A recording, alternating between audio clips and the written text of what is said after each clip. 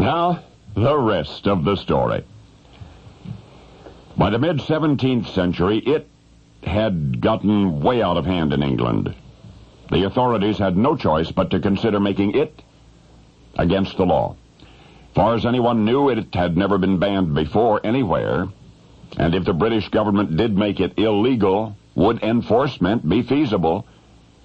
According to the observers upon whose written recollections history is based, this suspect something had often led to rioting in the streets, had even caused church services to be invaded by unruly mobs. Abomination, prostitution, profanity, the Puritan authorities called it. And at last, in 1652, by an official act, it was abolished.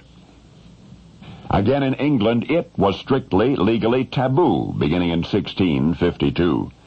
And yet, as today's law enforcement agencies have difficulty restricting the use of certain drugs, British authorities of more than 300 years ago found the prohibition of one public habit to be almost impossible.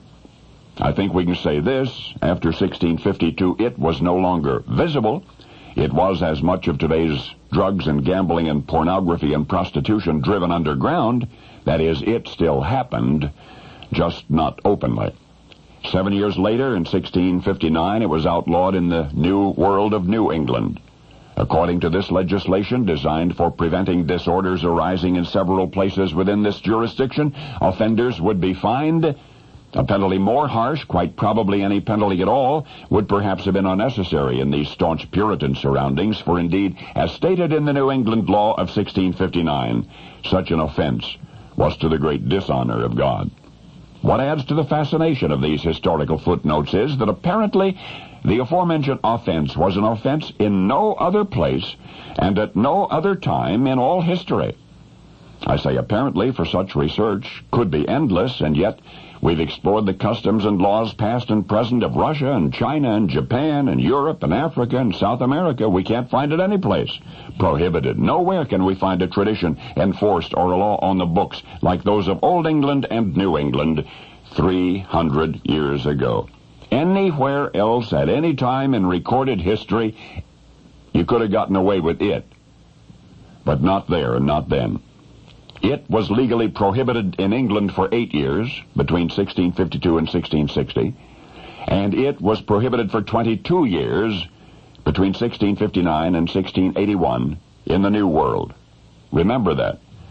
It was prohibited in our New World. Yet so powerfully was this practice protested in the land that was to become the United States of America, that the effects of its suppression were to be felt for 2 centuries more. In the early 1900s, no student at the Boston Latin School could have told you what it was. And still in 1847, no New England college would officially recognize its existence, a condition perpetuated throughout the professional community of Boston until 1856, and throughout the public academic community of that city until 1870. And yet, despite the one-time threat imposed by colonial legislation, despite the distant cries of paganism, like our contemporary consternation over commercialization, Americans simply could not,